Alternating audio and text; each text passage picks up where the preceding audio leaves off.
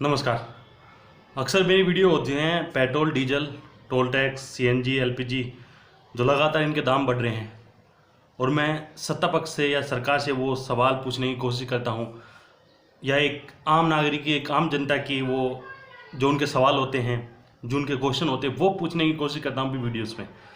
और मेरे वीडियोज़ में ज़्यादातर कमेंट ये आते हैं कि भाई साहब आप पागल हो चुके हो, देश में कहीं महंगाई नहीं है, कहीं कुछ नहीं है और आप बेवजह इन चीज़ों के पीछे पागल हो। चलो ठीक है, मैं पागल हूँ, देश सब कुछ सही चल रहा है, लेकिन कुछ लोग हाल फिलहाल में श्रीलंका के जो दुर्दशा हो रही है उसके ऊपर हंस रहे हैं। लेकिन मैं उन्हें एक ही बात बोलना चाहूँगा कि हमारे देश की, भारत की भी जो कंडीशन जो हाल फिलहाल में चल रही है वो भी इतनी अच्छी है नहीं। और जिस तरह के महामहिम कारनामे कर रहे हैं, हमारा देश भी जल्द ही गुलाम होने वाला है। 80 करोड़ जनता बताते कि 5 किलो राशन के सारे जी रही है, तो इसका मतलब आप इससे ही अंदाज़ा ये लगा सकते हो कि ये दावा प्रधानमंत्री का किया हुआ है, तो फिर भुखमरी और बेरोजगारी का क्या ग्राफ है, आप इससे अंदाज़ा लगाइए।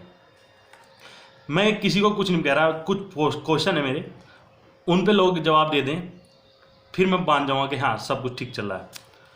कोरोना काल में 20 लाख करोड़ का एक पैकेज था कि ये देश में रोजगार और लोगों की जो भी नुकसान हुए उनकी भरपाई के लिए यूज होगा। कोई बताएगा उस 20 लाख करोड़ का क्या हुआ? मुझे ठीक से ये भी नहीं पता उस 20 लाख करोड़ में कितनी जीरो आएंगी, आप लोगों को भी नहीं पता होगा। लेकिन वो कहाँ खर्च हुए, कहाँ यूज हुए, कोई बताएगा? कोई है उसका जांच करता कहाँ यूज हुआ है? उसके बाद में है एक 360 करोड़ रुपए नगद, एक इतर कारोबारी हैं यूपी चुनाव में स्टार्टिंग में ही इतर कारोबारी एक यूपी के उनके घर में 360 करोड़ रुपए नगद बरामद होते हैं। 9 घंटे मशीनें लगी रहती थी उस पैसे को गिनने में, एक दिन में तो पैसा भी नहीं गिना गया था। तो कोई बताएगा कि एक आदमी के घर पे इतना धन कहाँ से आया? जबकि आज दुर्दशा ये हो चुकी है देश की कि बैंकों के अंदर भी 15 लाख रुपए नहीं है। फिर आते हैं दूसरी बात, रैली होती है चुनाव के दौरान, हजारों 20-20 हज़ार रोडवेज की बसें जाती हैं, तो कौन से खाते से उन रोडवेज की बसों में डीजल पेट्रोल भरवाया जाता है? किसके खाते से वो पैसा मतलब डीजल पेट्रोल भरवाया जाता है? कोई बताएगा? और फिर 137 दिन पेट्रोल डीजल जो था वो सरकार की पकड़ में था, और जैसे ही चुनाव खत्म होते हैं हर रोज़ 80-80 पैसे बढ़ा रही है सरकार। तो चुनाव के दौरान हमें क्यों मूर्ख बनाया जाता है? सीधा सीधा हम लोगों को पागल बनाते हैं। उस दौरान कैसे पकड़ में आ जाता है और अब कैसे खुला घूम रहा है पेट्रोल डीजल के दाम, हर दिन बढ़ रहे हैं जो। फिर एक बात है कि हर साल 2 करोड़ रोजगार देने की बात कही थी मोदी साहब ने, और अब उनसे रोजगार की बात करते तो वो कहते हैं आत्मनिर्भर बनो। चलो, फिल्मों को टैक्स फ्री कर रहे हैं, खाद्य सामग्री, दवाइयाँ, मेडिसिन और भी ना जाने सरसों का तेल, इन पे टैक्स बढ़ाए जा रहे हैं, और फिल्मों को टैक्स फ्री करके बोल लेंगे फिल्म देखो। ये कौन सा तुक हुआ? अडानी है देश के जो जाने माने उद्योगपति, उनके पोर्ट पे 3500 करोड़ की ड्रग्स बरामद होती है, कोई जांच नहीं, कोई सुनवाई नहीं, कोई कहीं गिरफ्तारी नहीं, कोई मतलब ही नहीं।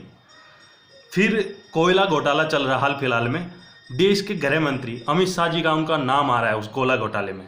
कोई जांच हो, कहीं न्यूज हो, किसी अखबार में, कहीं टीवी चैनल पे कोई न्यूज है? नहीं होगी।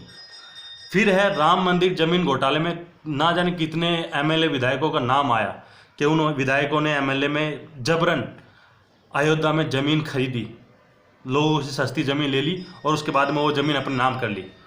कोई कहीं सुनवाई नहीं, कोई कहीं जांच नहीं, कोई मतलब ही नहीं। फिर उसके बाद में मंदिर निर्माण के नाम पे ना जाने कितना चंदा आया, और उस चंदे का कोई लेखा जोखा नहीं, कोई जांच नहीं, कोई उसका हिसाब किताब नहीं, और ना कोई मांगने वाला, ना कोई पूछने वाला, ना कोई बताने वाला। फिर आता है पीएम केयर फंड जो कोरोना काल में मोदी साहब ने बनाया, उसमें ना जाने कितने उद्योगपतियों ने पैसा दान दिया, गरीब आदमियों में ने भी दिया, और बड़े बड़े जैसे रतन टाटा जो हैं कंपनी के, उन्होंने, और भी ना जाने कितनी कंपनियों ने कई लाखों रुपए उसमें दान दिए। लेकिन बोलते हैं कि आरटीआई जिसे हम एक सूचना जानते हैं विभागों की, आरटीआई के दायरे से बाहर कर दिया पीएम केयर फंड को, कि लोग आप जान भी नहीं सकते पीएम केयर फंड है उसमें कितने पैसे हैं। ये देश की हालत है। और एक सीधा बोल दिया जाता है कि 5 किलो मुफ्त राशन है उसको लीजिए। इतनी देश की जनता है यार, वो 5 किलो राशन के लिए लाइन में लगी पड़ी है। तो आप ये देखो बेरोजगारी है कहाँ पे। लेकिन आपको क्या बताया जा रहा है कि देश की सेना मजबूत हुई है। मैं पूछना चाहूँगा कि सेना कमज़ोर थी कब? सेना कभी कमज़ोर नहीं थी किसी भी सरकार में। और अगर होगी भी तो सेना कभी बोलेगी नहीं कि हम कमज़ोर थे। क्योंकि अगर किसी भी देश की सेना ये बोलती कि हम कमज़ोर हैं या सेना कमज़ोर है, तो सबसे पहले उस देश के ऊपर गुलामी का निशान आ जाता है, गुलामी के नक्शे कदम पे वो देश चला जाता है। बोलते कि राफेल हम सेना के लिए लेके आए हैं, तो राफेल जो है कांग्रेस की देन है। कांग्रेस ने राफेल जो था उसके सौदे करे थे। तो बहुत सारे घोटाले हैं। 19 लाख ईवीएम जो है वो गायब हैं। चुनाव आयोग बोलता है ये चीज़। 19 लाख ईवीएम, कहीं कोई जांच नहीं, कहीं कोई सुनवाई नहीं, चल रहा है।